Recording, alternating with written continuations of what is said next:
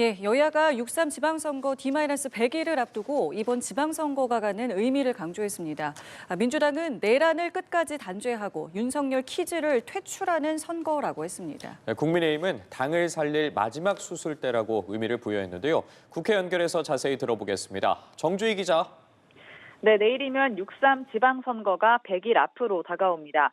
민주당은 지방선거 의미에 대해 내란 종식과 철저한 단죄를 완성하는 선거라고 강조했는데요. 조승래 사무총장은 오늘 기자간담회를 열고 내란이 확인됐는데도 국민의힘과 장동혁 대표는 여전히 부인하고 있다고 지적하며 이같이 말했습니다. 조 사무총장은 특히 인천, 대전, 충남, 충북, 세종, 강원, 경남, 울산 등 8곳에 있는 윤석열 키즈들을 퇴출해야 하고 서울, 부산도 4년간 보여준 무능에 대해 심판해야 한다고 주장했습니다. 국민의힘은 이번 지방선거는 당을 다시 살릴 마지막 수술대라고 강조했습니다. 이정현 공천관리위원장은 현직이라고 자동 통과는 안 된다며 지지율과 직무평가, 주민 신뢰가 기준 미달이면 용기 있게 교체해야 한다고 밝혔습니다. 줄 세우기 없는 공천, 억울한 탈락 없는 룰, 능력 있는 신인에게 열린 문 등을 파격 공천의 요건으로 꼽으면서 지역에 따라 맞춤형 공천을 진행하겠다고 했는데요. 공개 오디션식 경선 등을 검토하고 있다고 덧붙였습니다. 한편 민주당이 2월 임시국회에서 3대 사법개혁 법안을 처리하겠다고 공언을 하면서 정면 충돌이 불가피할 것으로 보이는데 분위기도 전해주시죠. 네, 민주당은 이번 주 본회의에서 행정통합 법안과 사법개혁 3법 처리를 추진하겠다는 계획입니다. 사법개혁 3법은 법 왜곡죄와 재판소원법, 대법관 증언법인데요.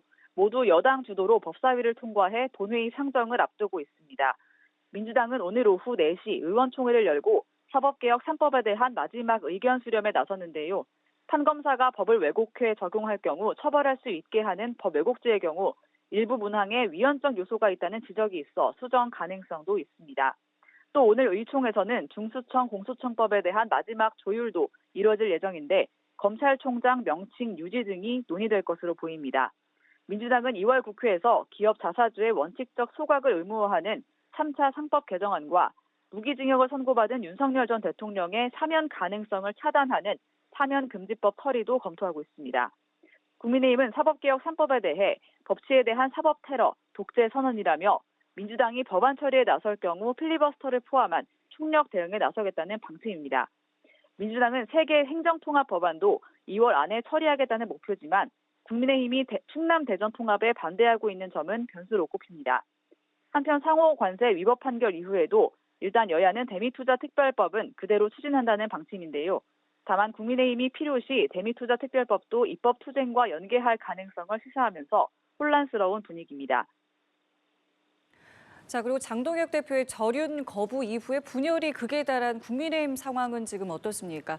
당명 후보도 2개로 접혀졌는데 곧 결정이 나는 겁니까? 네, 국민의힘은 새 당명을 미래연대당, 미래를 여는 공화당 2개로 압축했는데요.